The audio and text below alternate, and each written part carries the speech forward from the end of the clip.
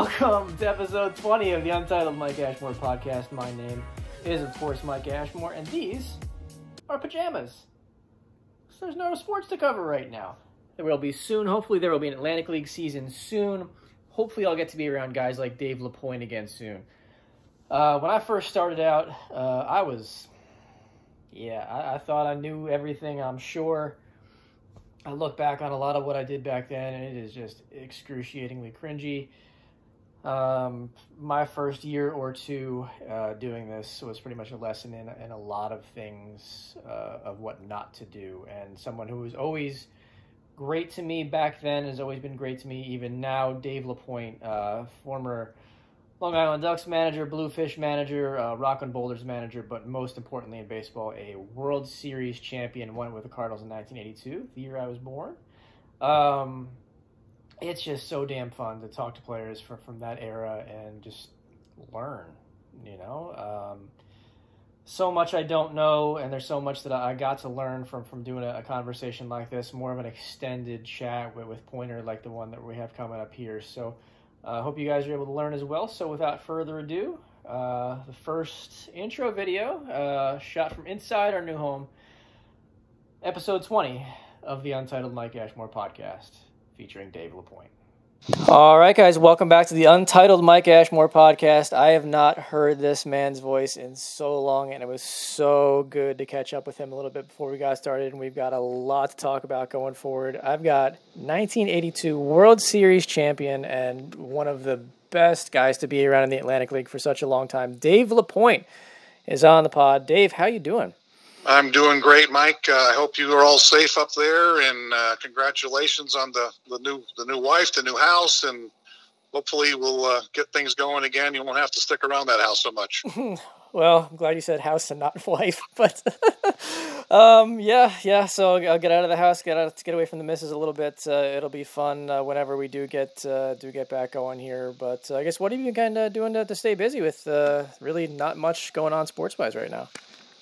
Well, the lucky thing that came out of this is my daughter was down in New Orleans, and we decided it wasn't best for her to stay down there. So her and her boyfriend came up for 2 months, and I got to be around her for a while and just enjoy that situation. But basically, I live on a golf course and play once or twice a week, and other than that, just take care of my dogs.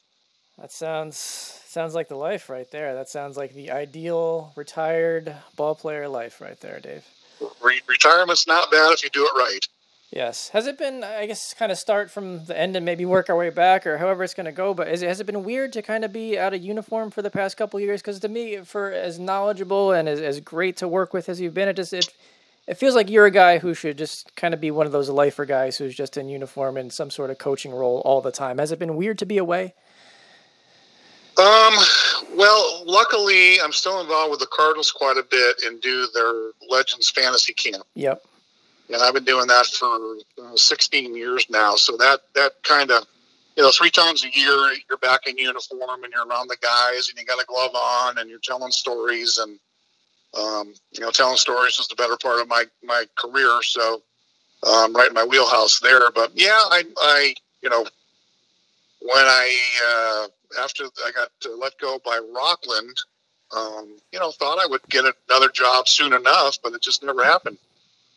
That surprised you at all? Because, I mean, your track record has been so good. All the guys have loved working with you. Everybody on my side of the game loves working with you. Was that kind of surprising at all that something didn't materialize right away like you thought it might?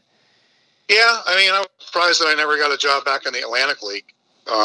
And I still think I have, I don't know, I'm not bragging, but I still think I have one of the highest winning percentages as a manager. And, to go out of there, I really would like, I wanted to manage in Camden and, I had a blast when I managed in Bridgeport. So, yeah, I thought maybe something would open up there. But, it's a business. It moves on. And sometimes you're just not in the plans. I gotcha. Well, I've heard that on my own career plenty of times, so I certainly understand that. So I guess we'll kind of start at the beginning, and I guess for me and kind of the quick research I was able to do here, I guess the pride of Glens Falls High School, sir, alongside another major leaguer, David Palmer. I guess What was it like back then, kind of trying to get seen? Did him being there help you get seen? Did you being there help him get seen? I guess how did it all kind of work out? You ended up kind of getting on the radar of the Brewers like you did. Well, being seen actually started before us. We had a guy named Jim Duggan, Hacksaw Duggan of wrestling fame, but he was a pretty good football player, went to SMU and the Atlanta Falcons. So he brought notoriety to Glens Falls, and a couple sportscasters by the name of Rip Rowan and Bob McNamara, who, got familiar with Glens Falls. Then David Palmer was a year ahead of me, and he was on everybody's list. And what happened, I'm pretty sure his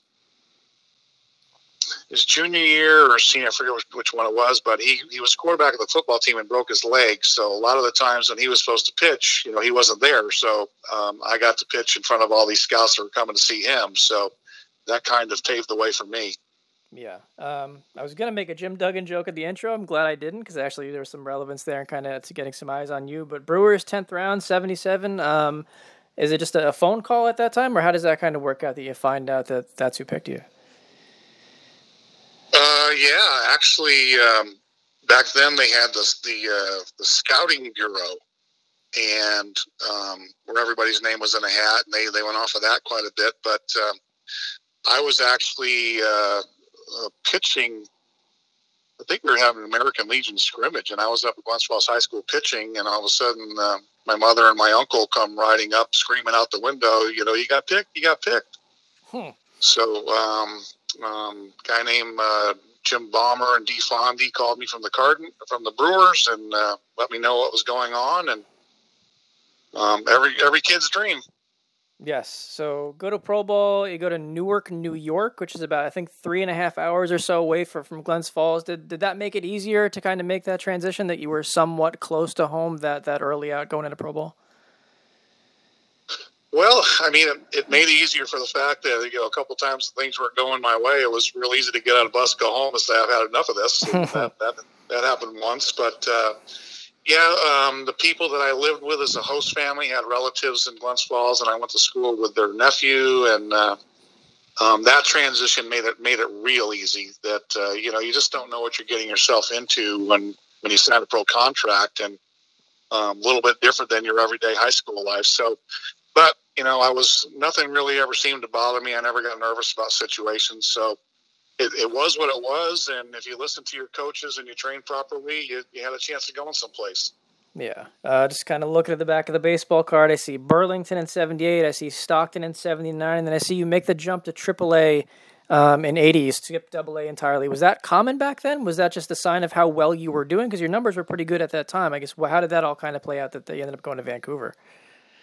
Well, the year before in Stockton, I was pitcher of the year in that league. I had a no-hitter. I had 17 strikeouts in the game. I had a lot going for me. And it ended up being controversial because if I went to AA, I would have been playing in Holyoke, who went and played in Glens Falls. And the league really wanted me to go to AA to try and, maybe boost the attendance like I was a draw or something. Sure.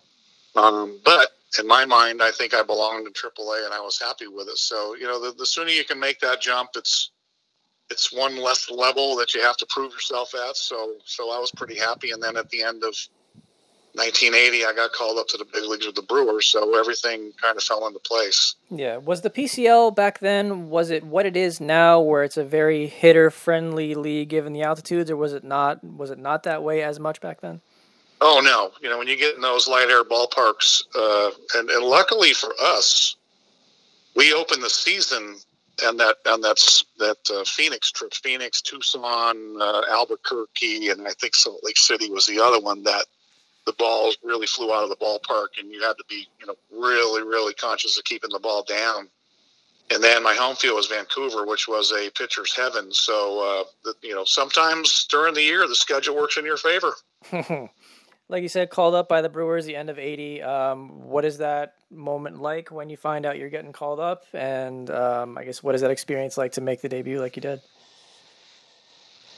Well, you don't really believe it's happening. And then you you go into that clubhouse and there's a uniform, and you're all the big leaguers that have watched on television, and you're standing next to them. And for me, all the guys that coming up through the system, the guys you heard about, and you always want to be their teammate. And to go up there and there's Paul Molitor and Robin Yount in uniform and your teammate, and they accepted you, just like you're one of the guys. So my lucky break was that my first game in the big leagues was my only chance that I had for a save.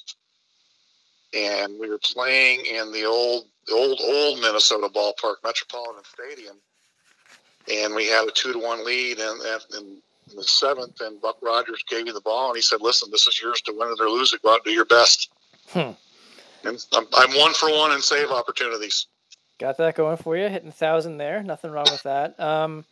Like you said, you got to kind of go into a clubhouse with all these guys who'd kind of seen, as you were climbing up through the system, Robin Yount and Molitor and Don Money, Cecil Cooper, Ben Ogilvy, Gorman Thomas, all these multi-time all-stars. Was there a particular, I don't know if there's a better way to say it, kind of holy moment where you kind of just realized that, hey, I'm one of these guys now?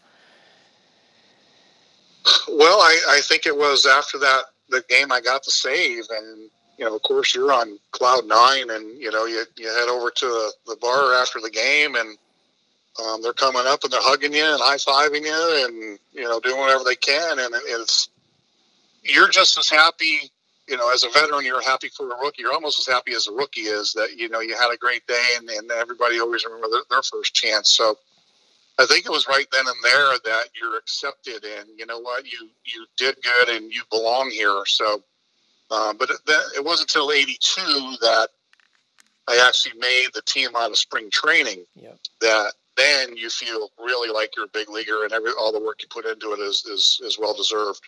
Yeah, kind of a weird path, I guess, to get to that point with St. Louis in '82. You get traded that offseason after the '80 season. It's a big multiplayer deal with a lot of big names involved. How do you find out about that then, and what is kind of the reaction to, at the time, leave the only organization that you'd ever known? Well, it was a big trade. It was, it was a call. I think it was December 18th or 20th or something like that. And the way I just felt is that the Cardinals wanted me. And as long as it was in the big leagues, then, I didn't have to go back to AA. I did go back to AAA, but they had plans. And luckily in '81, it was a strike season. So being in Springfield, Whitey Herzog was able to come to quite a few of our games. And the telling moment of my career was, I didn't throw 94 like I did in the Brewer system. I had broken my arm throwing a fastball. He came up to me and he said, "Listen, you got a great changeup, but you never throw it."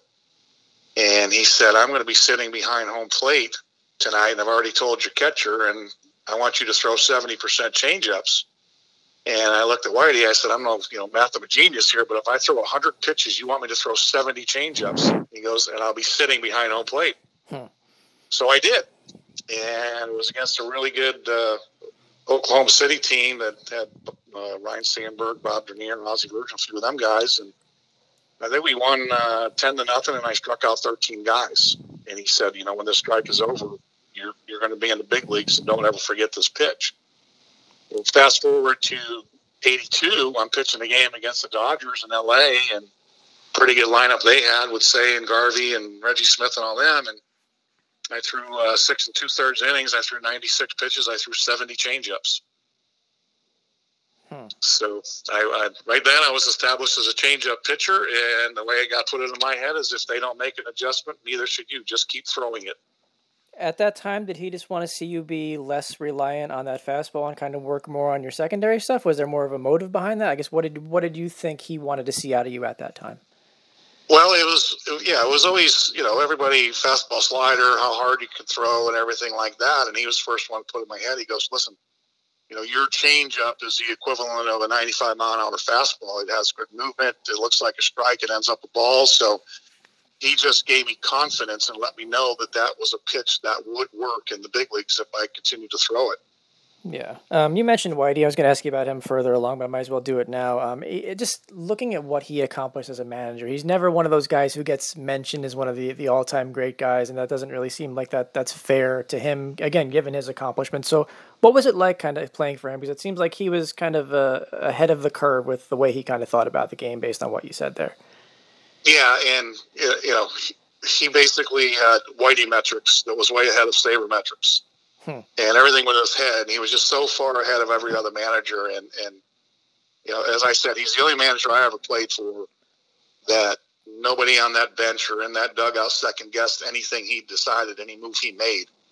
And he was that good. And, a lot of time, I think it was 83, 84, whatever it was, we were out of the race in August. And usually he would stand down at the end of the, on the steps there and have his jaw of tobacco and just not bother, stay away from the player as much as possible. But he started sitting on a bench, which made all of us nervous because he was getting closer to us. And he just started laughing. He goes, boys, I'm just going to relax and I'm going to do this and that. And I'm going to look over in their dugout and, their managers are going to do this or that. Then I'm going to make a switch here and he's going to do this. And everything just turned out verbatim.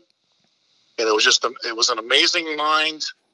And I don't care what he does. I don't know if he's playing cards or playing golf or fishing. He's just an amazing mind. And everything he said, he never, ever, fool around and lied to you or, kind of cut corners with the conversation. He was just dead up front with you, and everything he said was true. It's funny you kind of made the comparison to Whitey metrics and Saber metrics, because in Saber metrics, obviously a lot of stuff gets second guessed. Managers get second guessed. People who use that get second guessed. It's interesting you said that he never did. Was there just that level of respect for him? Was it just that everything he said, like you pointed out, kind of just always came true? I guess why was he never really second guessed? Well, because it did come true. And I have a great story. In 82, we're in Shea, getting ready for a pretty big series with the Mets. And I was always out there early. I was one of the first guys that was ever there in the clubhouse. And I'm playing cards, solitaire. And he sits down. He goes, mind if I sit down here and play some cards with you? And I go, oh, no, he's going to send me down. This is in August. He's going to send me down. I'll never, I can't go to the playoffs or whatever. And he goes, relax. He goes, you're tired, physically because of rookie season. It's a long year, but you're tired mentally. He said, I'm going to take you out of the rotation. You're going to pitch relief against the Mets because you do good against them.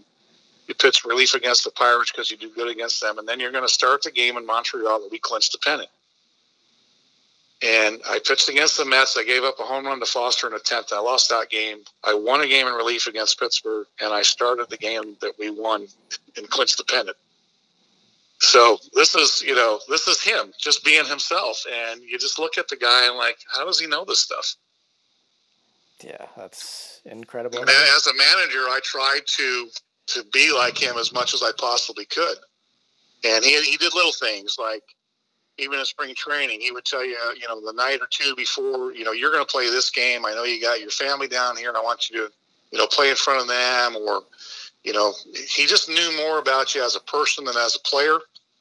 And he considered that in your feelings. And he knew, sometimes during the year ball players go through tough times. He knew when that was happening and he gave you a break. Yeah. I mean, you were like, 22, 23 years old during that season. Were you able to appreciate that at that time? No, as a matter of fact, it was quite a blessing because I didn't know that anybody did it any differently. I thought this was the big leagues, and you didn't realize how good Whitey Herzog was until you went and played for somebody else. There's so many 82 things I can ask you about. I'm sure you've been asked about 10,000 of these different things, but I guess we'll kind of just get to the World Series and kind of, skip to that point. You face 9 batters in game 1, get the start in game 4. Again, 23 years old, I think at that time. Were you able to wrap your head around just the significance of all that and how special that was to be that fresh into the big leagues and be getting that kind of opportunity at that time? Mike, I didn't. As I said, we didn't know any different. We had 6 rookies on that team, and we just thought this is how you played the game. We played the game right. We had the best defense, and I think our infield was the best of all time. I know I'm a little slighted on this, but I don't care. I still think they're the best of all time.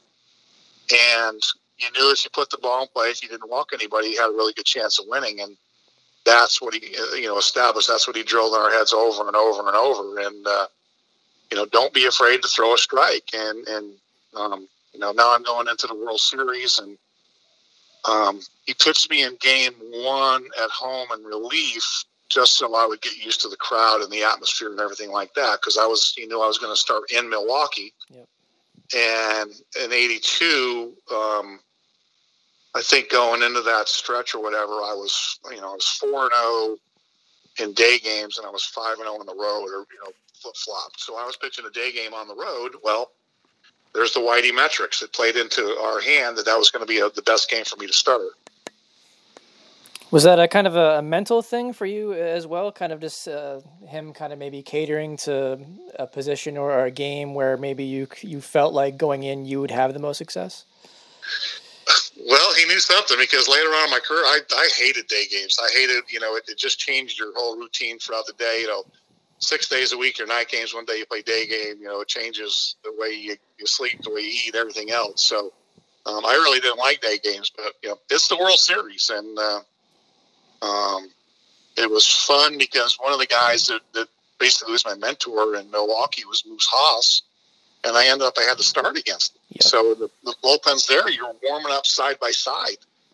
So it was kind of, there's an ironic thing there that the guy that tried to help me to get to the big leagues, now I'm trying to beat him. Yeah. How much did that matter to you that series was against your old team? Well, I knew a little bit about them, how to pitch them. And that it kind of comforted me with them, because I faced all of them in batting practice or simulated games somewhere along the way. So, and I had pitched in County Stadium before, so I was comfortable with that. So maybe those things did play into it and settle me down a little bit. But the thing that settled me down the most in that game was, one pitch, one out to Paul Molitor. And after that, it was just another game. Do what you got to do. So you guys end up winning that series. You pitched your ass off in Game 4. We cannot go any further before you mentioned that as well. 6 2/3, 1 earned, pitch your tail off. Win the World Series. I can't even imagine what that moment is like. I guess just talk me through what I guess you remember about the celebration, about what it was like being Dave LaPoint at that time, coming off such a huge moment like that. Well, the thing was, Andujar got hit by a line drive in Game 3. So we think he's going to be healthy. He's going to pitch Game 7. Whitey pulls me aside the night before and says, listen, he might not be able to go. If he can't go, you're starting Game 7. He says, I want you down there in the bullpen. And when he starts warming up, I want you to kind of, warm up, out in the outfield behind him, in case he can't go. And then first couple innings, he goes, I want you to warm up. When he goes out, I want you to warm up. So about the 4th inning, Whitey looks down at the bullpen. I'm down there with my hands on my knees, gasping for air. And he said he started laughing. He goes, call down. Tell LaPoint he ain't in this game unless we go 15 innings. So I threw about 200 pitches, by the 4th inning trying to, to stay up with that. But remember down at the end, they had brought all the horses onto the field. There were dogs and everything. And this one guy got a little bit over emotional. And before we got to the last out, he jumped over the fence. And by the time he landed, that German Shepherd was kind of looking right at his ankle. I've never seen a guy jump back to where he jumped down from that fast. And we win, you're running the field, and all of a sudden you realize you're running for your life, like replaying Chris Shambles coming around. So I think we all got pretty much to the infield and then said, this is enough. We're going to get killed out here. And you go into the clubhouse, and there are so many members of the press that you don't even see your teammates. There's champagne going all over the place, but you don't, you might have seen one or two, and there was just so many people in there that it kind of took away from the celebration. So it wasn't until, we went over to Suter's house late that night, and everybody got together, and we finally got all the hugs and enjoyment of winning the thing. Is there any particular moment that really stands out from kind of the days after and kind of celebrating and getting to really revel in what you guys had accomplished? The parade, was there a parade?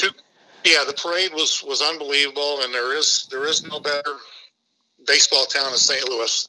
They are the best that I've ever seen, and we had a parade, and we all rode around a bunch of pickup trucks, and I mean, people were just throwing, pizzas, cases of beer, hats, anything they could throw into the truck, they were throwing into the truck, and it was pretty cool. But I think it was, I don't know, maybe 3 or 4 days later, everything had calmed down, and we were going to go out to dinner. And I said, listen, there ain't no sense in going downtown. We're not going to, be able to go in or, be.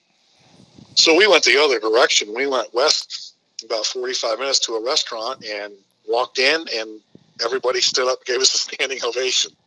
So, as I say about St. Louis, you could be hunting in the middle of the woods in the dead of winter, and somebody's going to come up and ask you for your autograph. Yeah, I'm sure you didn't have to pay for a drink for a long time in that town. You probably still don't now. So, yeah, you're right on target. Yes, nothing wrong with that. That's certainly not a bad card to carry around. I want to ask you about playing with Ozzy too. There's obviously, like you said, that infield was incredible, but I think he's kind of the one that's going to stand out for most people. Is there a moment on field, off field, anything that stands out for you when people ask you about him? That's maybe a story that you like to tell. Well, I don't think I've ever seen a harder worker to make himself better. I mean, the defensive stuff he was already doing, and he had his own routine. He was great at it. But the work he put in as a hitter was unbelievable, and you just saw it getting better and better. But he used to do this drill in defense during batting practice where he would get in, like an infield in position, and he'd get on his knees, and they would hit him fungos, and he's just soft-handing, catching them and just using his glove, no body movement. This is while live batting practice is going on. So he'd usually, he'd catch a fungo being hit at him and catch a line drive being hit at him. And it was just, nobody ever told him don't do it because that's how good he was. What kind of confidence is there on the mound when you have that kind of defense behind you? Because like you said, there was Ozzy, but there was that entire infield was loaded with incredibly talented guys. So when you're on the mound and those guys are behind you, I guess, does that give you an added boost in any way? Oh, absolutely. And, Ken Overfeld, I think, was our worst defensive statistic at 980. We had Keith Hernandez, the best fielding first baseman ever, and Tommy Herr was pretty darn good at second base. And I remember one time there was, with me, if they were gonna hit me, they were gonna hit the balls back up the middle. And they did it one time in the first inning, and Ozzy came in. He goes, "Listen, if you have to reach for a ball, don't." Meaning he's going to get it. Yeah. So didn't have to tell me twice. If that was, and as I said, put the ball in play, put the ball in play, put the ball in play, and there's, we had a fast outfield too, so it was going to be caught. So you go from having that group behind you for a few years, then you get traded to the Giants before the 85 season. Like I mentioned to you earlier, kind of was listening to you talk about how difficult it was to move on from St. Louis, at least for the first time. How long did that take to get over, basically, that they had agreed to move on from you and make a big deal to get Jack Clark? Well, you understood the trade. I would have made the trade myself to get Jack Clark. That was a pretty big thing. The Giants had a pretty good roster, pretty good lineup. But the thing that was at a disadvantage was Jim Davenport, who was a great coach for a long time there. It was his first year managing. And to his detriment, the general manager had given a lot of contracts to players that it was not plate appearances, it was at-bats. So if they got 500 at-bats, they got a bonus 600 at-bats. So we were a team that we weren't going to take a lot of ball fours. We didn't sacrifice a lot. We tried to hit, and that played against us a little bit. But we had great team on paper, but I think we're the only team in the history of the Giants to lose 100 games. Yeah, you were 7-17, but with a 357 that year. I had to look at the win-loss record for the team. I was like, oh, that's how that happened. Do you look back at that season and just kind of shake your head? Yeah, it was one of the top 2 years that I ever had pitched.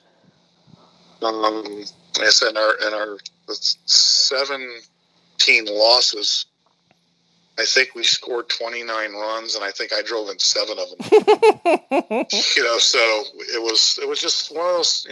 Sometimes it's not your year, and I pitched great. I had great success with the quality starts. I had quite a few of those, and 5 innings or more. I think I only didn't go 5 innings twice the whole year, so it could have been a lot better. But at the time, I was going through some marital problems, and I didn't really want to be on the West Coast anymore. So that's when after the season, I asked for a trade, and then they sent me to Detroit, and that was a mistake. I guess what makes you say that? Because obviously, it seems like that 85 season getting traded kind of started a bit of a whirlwind for you. Then you talked about 86. I guess the numbers don't really pan out too well. I guess was that kind of part of it as well for you? Yeah, I went through some, me and Sparky never really saw eye to eye in Detroit. And basically that was a business thing. They didn't want me to go to arbitration, and I did. I thought I had a pretty good year, and we were just at a fight as soon as that was over. So he took me out of the rotation. I just sat around, did nothing for half a year, and then go to San Diego and pitched in relief. But by then the season was lost. And then after that was collusion. How so? Because obviously I'm not too familiar with that time back then, so I guess kind of maybe expand on that a little bit if you could. Collusion was an era where if you were a free agent or you really couldn't go where you wanted to go because teams had talked and they colluded with each other that we're not going to sign this guy. You keep him there and get him for a lower price, and he's got to stay there because nobody else will take him. And that's what happened after the 86 season. Okay. So I was supposed to stay in San Diego, and they told me nobody else can take me. But then again, I get called from San Francisco, and they want me back. So I called Whitey up. I said, I heard that I couldn't go anyplace. He goes, well, you can't really. He goes, I go, well, I got to try out for San Francisco tomorrow in San Francisco. And he said, well, forget about that. How much do you want? You're going to play here next year. So it took me a while to recover from the 86 season. I'm not pitching a lot. 87, I went with the Cardinals, ended up going back to the minors. And then they traded me to the White Sox right at the end of July, and I found it again. And I had Carlton Fisk as my catcher, and Comiskey was a good place to pitch, and I found it, and I got going again. I read an older story on you that you said that getting sent to the minors was the best thing in the world for me. Maybe you learned to pitch a little bit differently at that time. I think is what I read. Is that true? Well, I got to pitch again on a regular schedule. I was starting, and I had a funny one of those games. I think I pitched a complete game through 2 rain delays and 166 pitches, and the scout didn't put a good report in on me. So I realized I had to work a little bit harder and get back to that shape that I used to be in. And then I did. And, then I get over to the White Sox with Carlton Fisk. And I think the second year I was there, we're just sitting there in the lockers afterward. And he goes, why do you shake? And I said, well, I got a few years in the big leagues. I think I know what I'm doing about pitching. He goes, yeah, but as soon as you shake, you put doubt in your head, you put doubt in my head, and then you don't throw the best pitch. He goes, just try it. Just see if you can not shake during a game and see what happens. So, fine. And I rip off, I think, 4 straight wins in a row, and I never shook. And they were, quick, bang, bang, bang games. And just another learning thing. If you quit asking, Jim Cott told me a long time, if you quit asking questions, you might as well quit. Because you're not going to go any farther, and I never forgot that from him. You mentioned pitching to Fisk. I can't let you bring that up and not ask you about that. He was further along in his career at that time, but just the wealth of knowledge that he had, how much did that kind of rub off on you and kind of benefit you going forward? Well, I mean, in that one instance, it proved right. Another instance, we're going to play the Yankees and the Red Sox, and it's, back-to-back games. You got Mattingly and you've got Boggs. Well, wasn't very good against lefties, but he goes, I want you, what do you think about throwing them right down the middle? And I said, because it's not your forehead, the ball's going to be going off of. And he goes, no. I'm not saying, throw your sinker right down the middle, because these two hitters are great hitters that are trained. If the ball's outside, go with it. If it's inside, pull it. Down the middle, they have to think an extra second because they don't know which way they're going to go with it. And I put an 0 for 5 on both of them. And just throwing sinkers right down the middle and letting them get themselves out. And I if you don't have the courage to try it, you're never gonna learn. But I just had a great rapport with Carlton Fisk, and I did pretty much everything he said, and it always worked out. So, pretty much get the career back on track with the White Sox. It's probably better that you tell it than I do, because you obviously understand it better than I did. What were the circumstances that got you to Pittsburgh late in '88? They were in the race. The White Sox weren't going any place, and I was having a really good year. As a matter of, I was leading the league in ERA at the All-Star break, and I was throwing pretty good that year. And they wanted somebody, so at the end of the year, I remember I was going out to pitch against Seattle, and there's a scout sitting in the dugout. He's got a radar gun. I go, how you doing? What are you here for? And he didn't say nothing. I go, uh-oh. You're looking at me, aren't you? He goes, yeah. I go, what do you got the radar gun for? But anyways, I gave up. I think I gave up back-to-back home runs in the first to Balboni and I think maybe Mickey Brantley or somebody. And then I shut him down for the next 7. And after the game, I was fishing actually with Fergosi, and they called me from about 4 or 5 in the morning that you've been traded. And I went to the general manager. I said, listen, I don't want to go anyplace. I'm not making that much money. Why did you trade me? And he said, if I really, really knew that, I probably wouldn't have. So that's great. But anyways, I got to Pittsburgh. It's a great team. I love Jim Leland. Love playing for him. I think I had 3 out of 4 complete games when I got over there. And that was, it was a nice place to play. We ended up in second. We broke the attendance records that year. And, but then I was a free agent and, came down to the Yankees. Pirates made an offer. The Yankees made 3 years. Everybody else was 2. And, it was a chance of a New York kid to be pitching in Yankee Stadium. The funniest thing about that is Leland called me up during the negotiations. He goes, I know they've offered you another year, but if you sign our 2-year, you're probably going to pitch here a lot longer than you will there. And it's another one of those ones where my ego got the best of me, and I just thought it would be great to pitch in Yankee Stadium, and it didn't work out that well.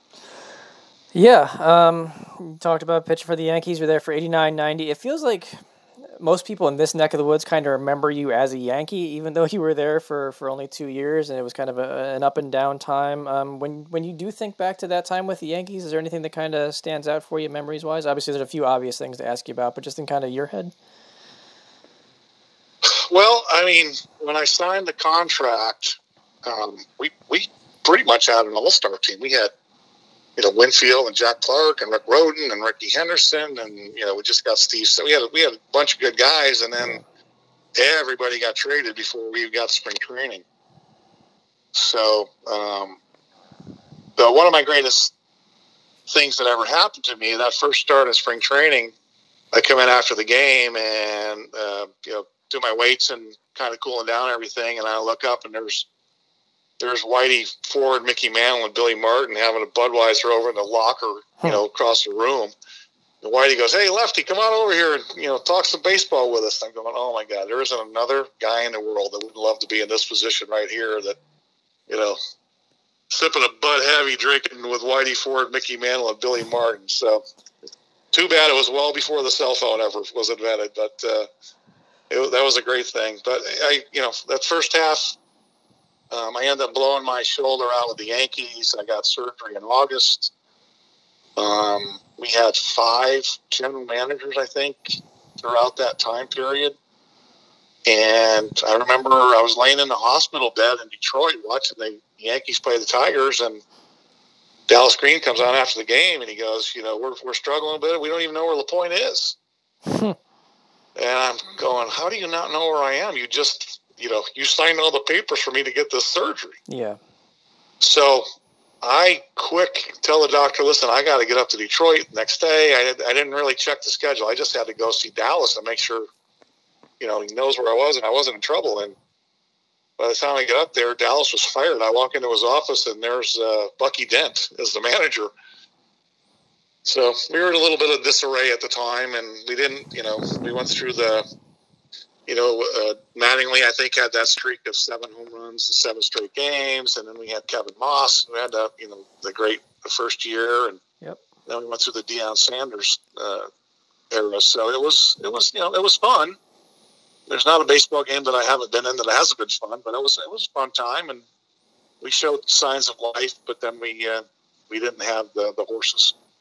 There's 20 million things I can ask you about after what you just said. I guess I'll kind of start with Deion. Was Deion back then? Was he primetime? Was he Deion Sanders, or was he just another guy, or what was it like being around him? Well, he was, he always had a personality, but to tell you, he was one of the nicest guys I've ever met in my life. Very caring, very thoughtful.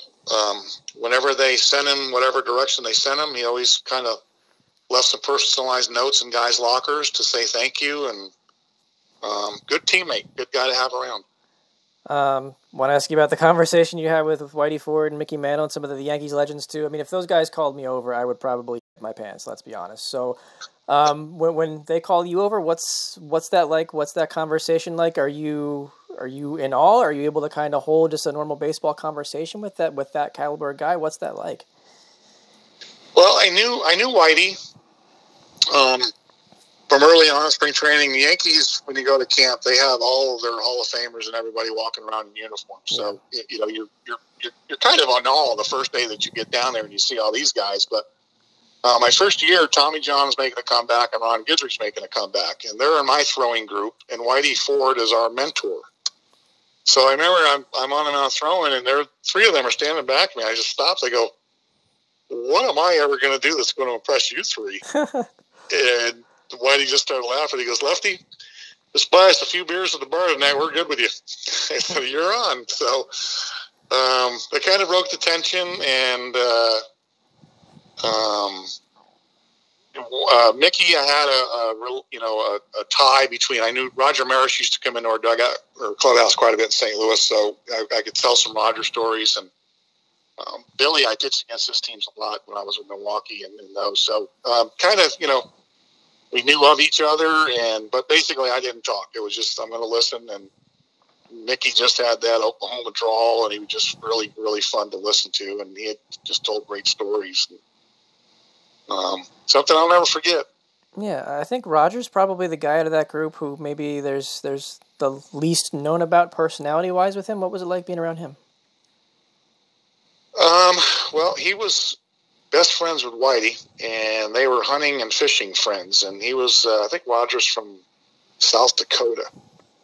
And he just had that slow drawl about him, easy going, didn't really say a whole lot, but he'd ask you questions, and just very polite, very nice. All of those old guys. That's the thing that I missed most.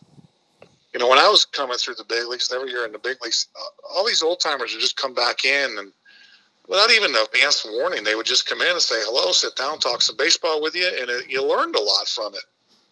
And now, you need an FBI pass to go in and get into a clubhouse. So it's just, I think the younger players, they're missing a lot from it, especially, they're not keeping the 10 or 15-year veterans around too much anymore. So they've got nobody to really mentor from.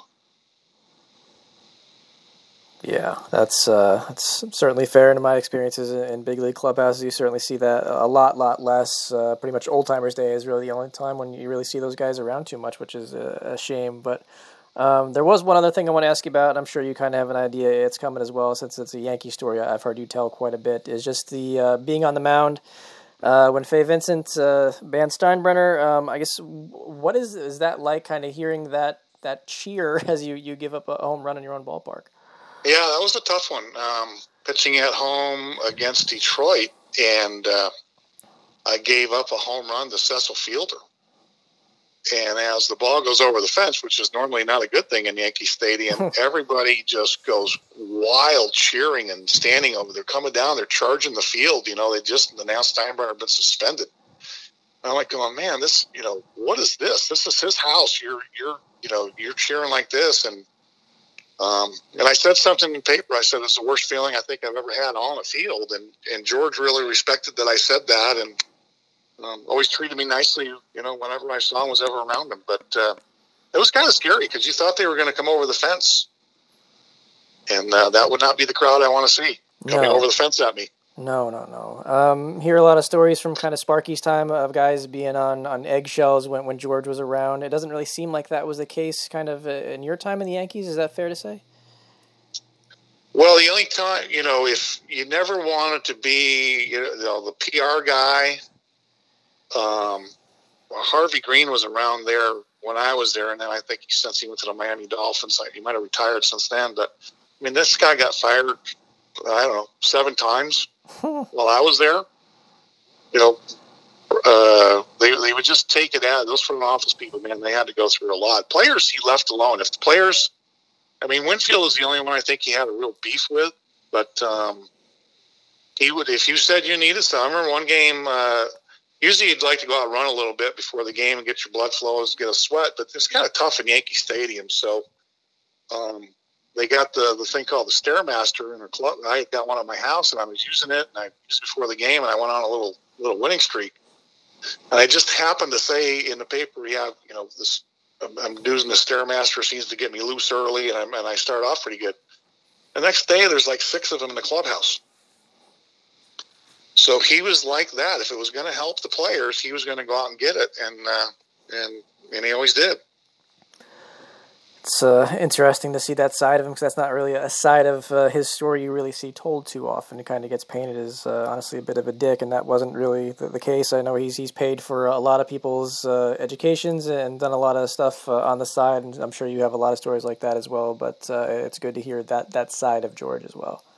Yeah, we had we had a clubhouse kid in Milwaukee on the visitor side. The kid had one arm, but boy, this kid, hard worker and just did everything, and everybody's impressed with him and just quiet. And George came in, he was kind of watching the kid walk around and do his stuff, and George just walked up and said, "Kid, I'm going to get you a scholarship to, whatever college you get into." And he took care of the kid. It's incredible. You don't really see stuff like that anymore, so that's incredible. But ultimately, Yankees decided to move on from you in early '91. You end up going to the Phillies there. Obviously that didn't pan out. Did you expect that to go, I guess, as poorly as that did, or was there different expectations coming into that, or how did that all kind of go in your mind?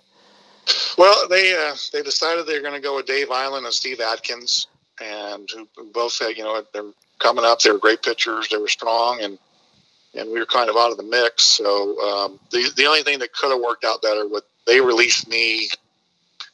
I think it was maybe a week, maybe 2 weeks before spring training. February, I think, yeah. So I couldn't, the workouts weren't going as smooth as they should have. It was hard getting a job. Luckily, I knew Johnny Padres with the Phillies, but it was a rush act. I made the team. Last game I pitched was in St. Louis, and it was probably the best stuff I had in a long while warming up before the game. And I just got crushed. And it was time. You just knew it. You'd run out of weapons, and it was time to go. A couple organizations between then and the mid-'90s. Indie ball wasn't, at the time, Indie ball wasn't then what it is now, not even close. So what gets you over there? And just, you filled basically every freaking role imaginable there. GM, manager, pitcher, pitching coach. I mean, what is that like to have all that on your plate as you're still trying to, pitch a little bit as well?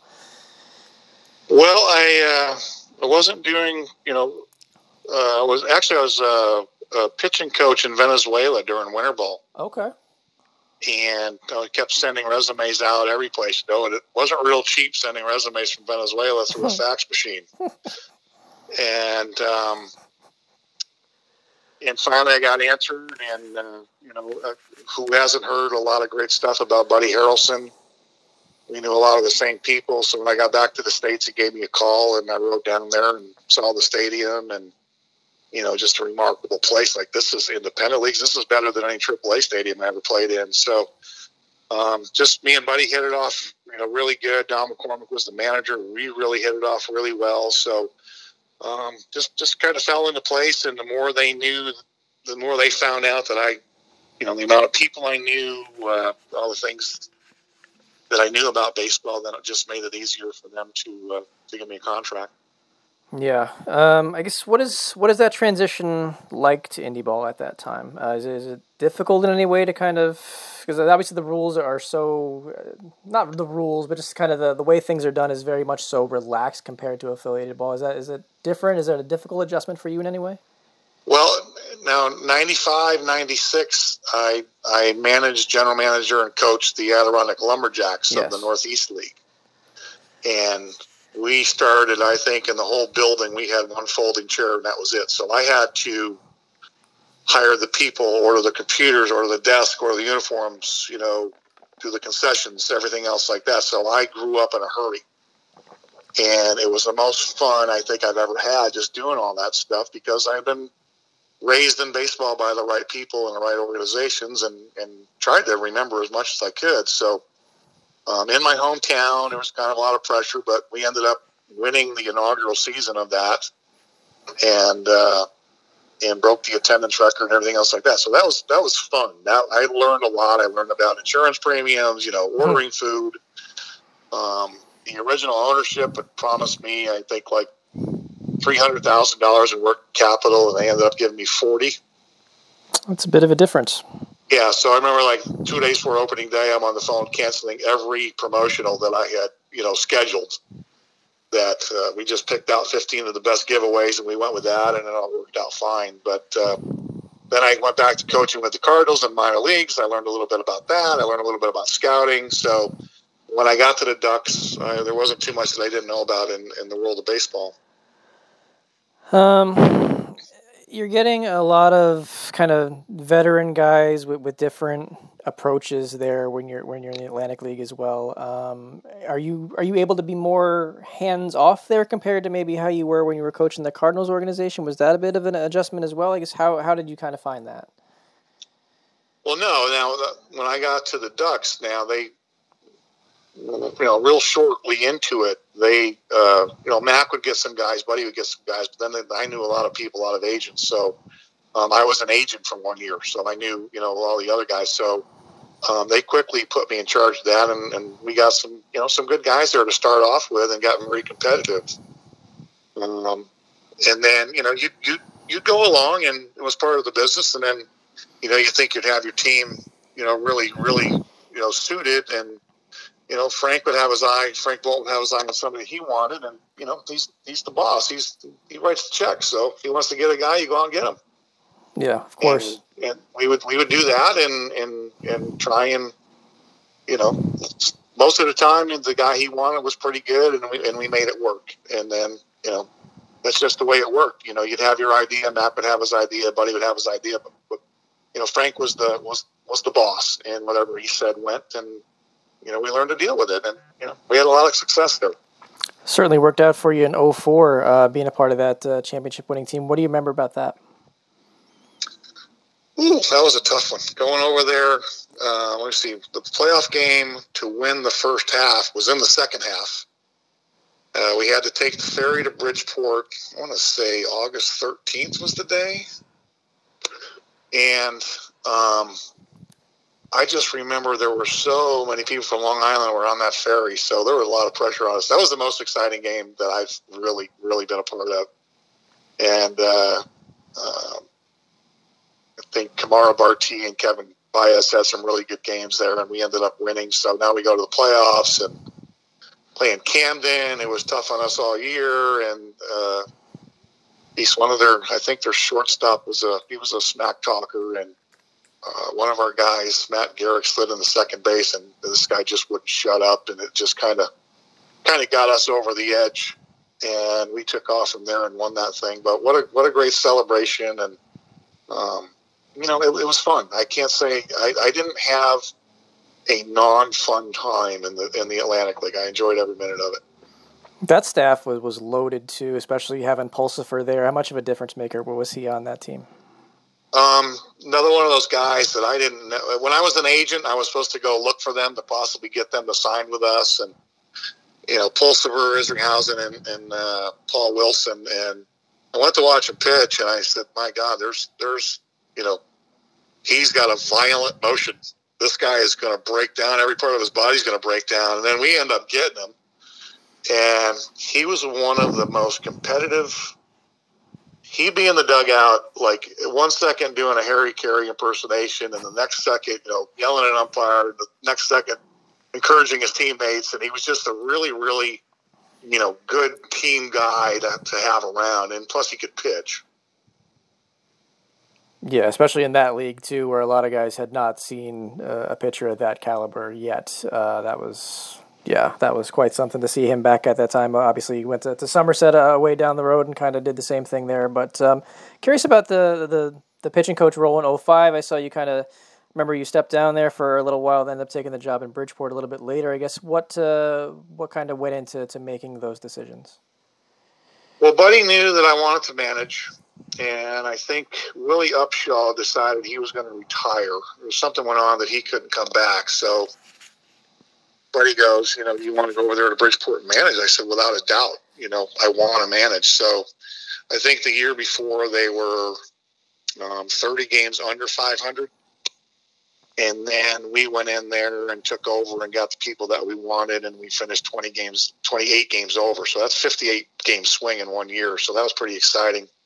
Got to the finals against Lancaster and had a pretty costly mental error in the outfield that lost the game for us. But, that was a lot of fun, just taking everything over there. And they had some troubles internally, and Mary Jane Foster had taken over as the owner, and there were some changes that need to be made. And we made them, and it was tough. And there was a lot of things that went on that year. And but we got through it, and we had a good year.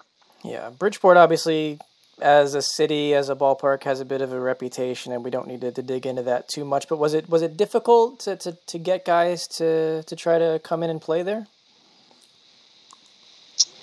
No, luckily we had Pete Rose Jr. and we had Damian Rolls, and they were great pitchmen, salesmen for the Bridgeport Bluefish. They liked playing for me. I liked having them. I treated men the way they were supposed to be treated. So when they told guys to come on in here, you'll have a good time. And, we ended up getting Kevin Hodges and Barry Wesson and Matt Beach. We had a good bunch of guys there, and we had, Bo Ringer and Simon Tachi.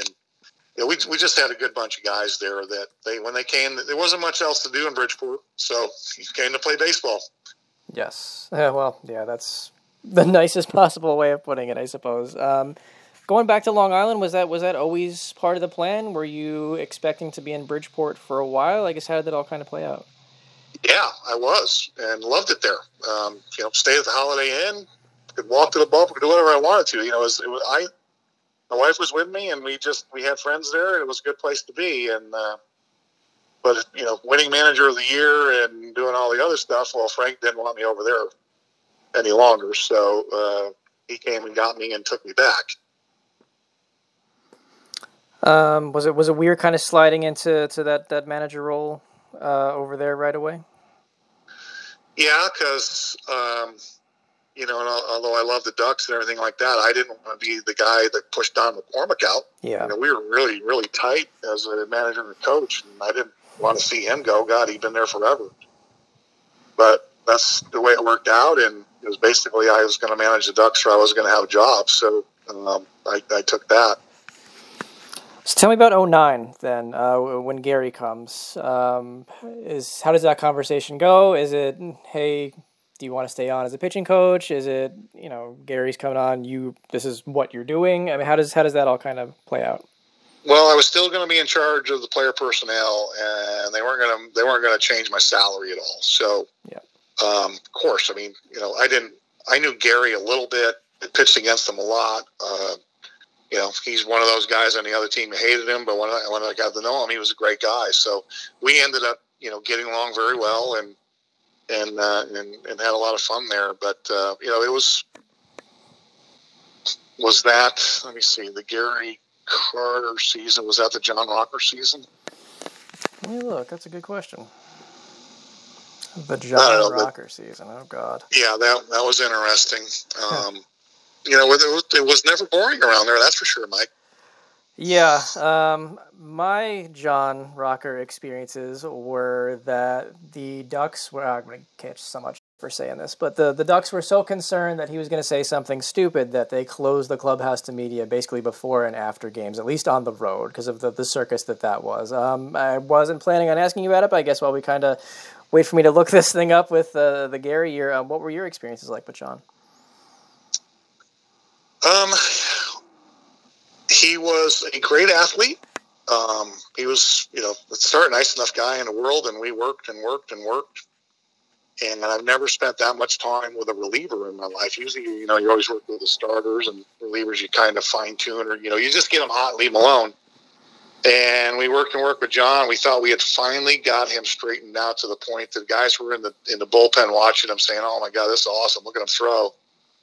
And he came in the next day, and he said, "Dave, I like what you're doing, but I tweaked some things, and I'm going to go with that." And I said, "Well, you're on your own, because I can't take this much time with you anymore. I'm not doing my duty to the rest of the team." And it didn't work out, and he had a bunch of bad things to say about me and Buddy and the organization, so it was time for him to go. And we moved on from it. How much of his struggles, and maybe it's an obvious question, I'm not trying to set you up for anything here, but how much of his struggles were in his own head? Because it seemed like he still, at the time, from what I remember, he still had the arm. He did, and he did have the arm, and his mechanics it was kind of a funny thing, and I always said to myself, the toughest guys I've ever had to coach as a pitching coach are guys that are bow-legged, because they have a tough time getting a balance point. And I had the Anderson kid from the Giants that threw 100. It was the same exact thing. So he wanted everything to happen so fast. He just wanted to get back to the big leagues. And I don't, and believe me, he went through a rough period there. And there's not a lot of people that could, even stick their head back in a baseball game with what he went through, and obviously created by himself. But, he did the right thing, and he fought back, and he wanted to play. And he had that arm still that he thought he could get back, but he never really slowed the game down to where you got to start your mechanics over again and learn how to pitch again, and then muscle memory will take over. He didn't want to go back, start over. He just want to just end up in the big leagues again. Yeah, and obviously it's not that easy. As you know, there's a lot of guys who should have got that opportunity and maybe never did in indie ball, but that's probably a different conversation for a different day. You take back over as Ducks manager after Gary has his time, and then ultimately they move on from you. How difficult was that? Because you'd put in so much time and had spent so much time in that organization to kind of see them ultimately let you go the way they did. How difficult was that to accept for you? Well, it's kind of funny. I think it was the first year that we didn't make the playoffs. Yeah. And I get fired. I said, "Man, that's a tough league right here."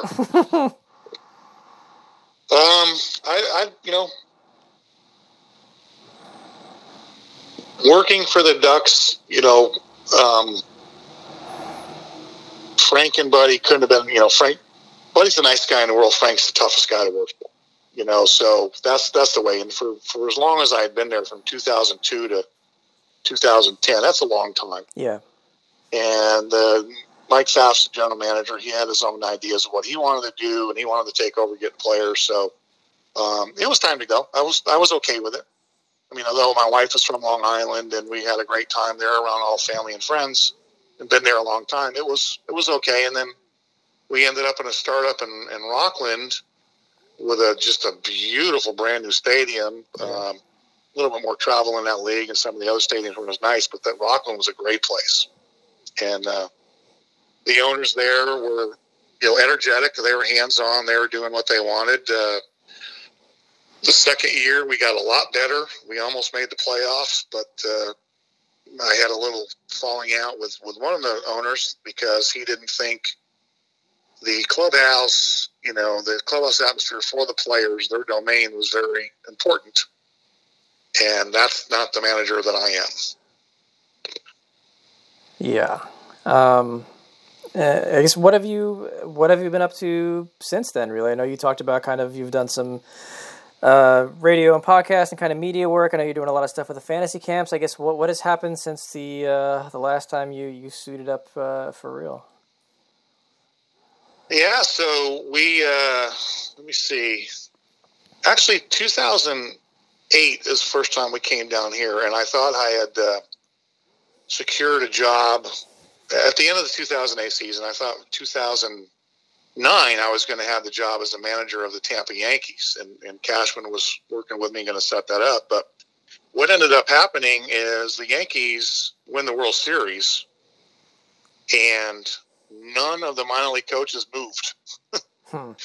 So there was no job for me. So that's when I, stayed in the Atlantic League until that ran out. Then, so 2013 is when we first moved down here, and it was just, started playing some golf and started relaxing, and, wasn't on the phone 10 hours a day. So it was kind of enjoyable. Do you, because I in doing the research for this, I tried to jam it as much as I could and kind of see all the guys you faced and all the things you've done and the incredible journey you've had. Have you kind of been able to kind of do the same thing and kind of just reflect back on everything and just, see what an incredible, time you've had? Well, I guess the most gratifying thing now is, and yes, me and you are Facebook friends, and just to read some of the things I remember and some of the things we did, and what they thought as players back at the time, that as a coach you never know. You don't talk with them that much, never going to give you a compliment. They're just, afraid of you, basically. So I guess that if you find out over the years that you definitely helped some kids out and made a difference in their career, then you can look back at that and say, I've had a uniform on for a long time, and I did everything the way that I would have done to myself, and I feel pretty proud about that.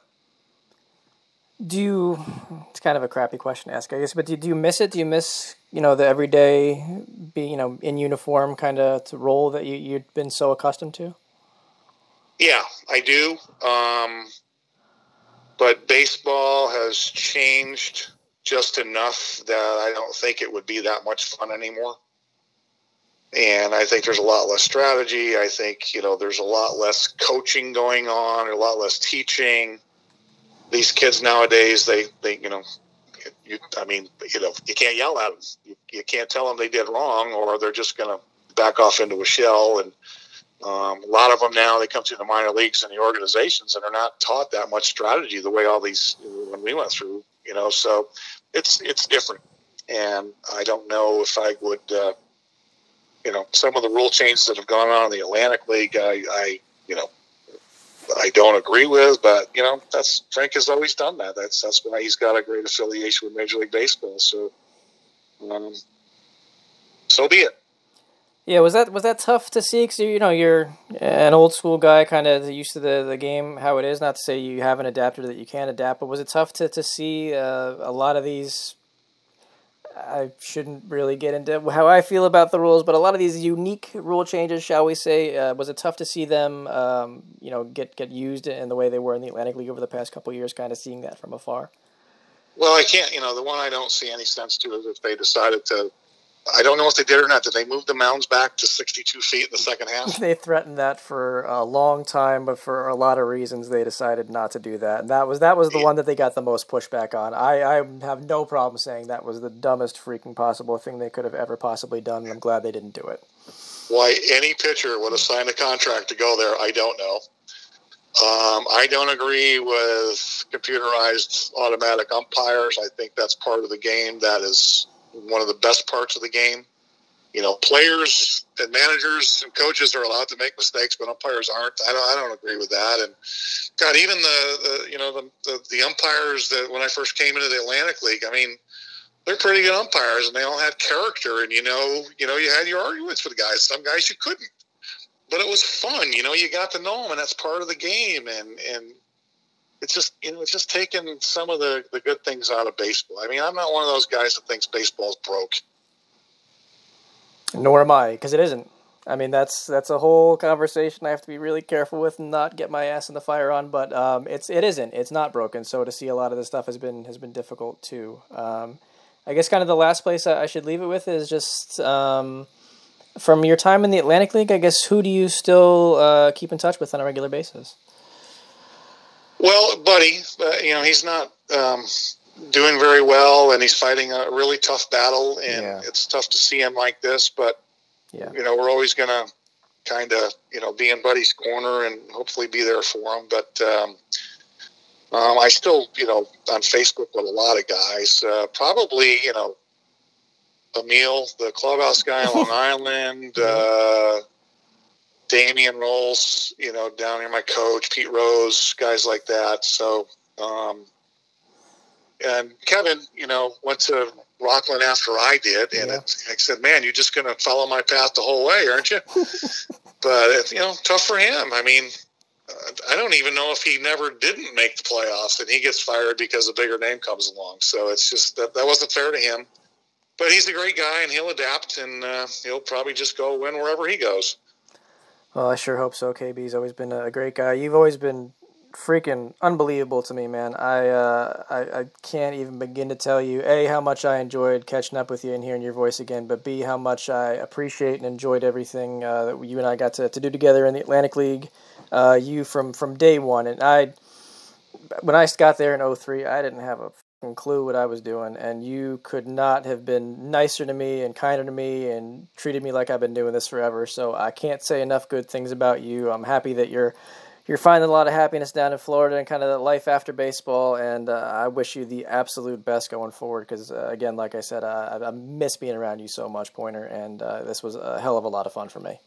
Well, I appreciate it, Mike, and good luck to you and the missus, and if you ever need me, just give me a holler. Absolutely. Likewise, Pointer. Thank you so much. All right, guys, thank you so much, as always, for checking out the Untitled Mike Ashmore podcast. That was a long one, but that was a good one. 70 minutes with Dave LaPoint. Got to pick his brain about all sorts of things. Really do a deep dive into that 1982 World Series championship and the championship team that was around him. So much fun. Like I said, the intro video portion of this to kind of get to talk to guys from that era of baseball and just pick their brains and learn. I hope you guys enjoyed that as well. Episode 21 will not be that. It'll be a little bit different. It'll still be really good. Another World Series champion, of course, a two-time World Series champion, George Contos. Has been around the big leagues with the San Francisco Giants, Pittsburgh Pirates, Cleveland Indians, New York Yankees. I got to know George a little bit when he was in Trenton in AA, and we kept in touch, and kind of our paths crossed again in Indy Ball last year. So he and I will talk about that. Until then, however, stay safe. Stay inside, even if it's your new house. Woo! Wash your damn hands. I am in the kitchen. I can do that right now.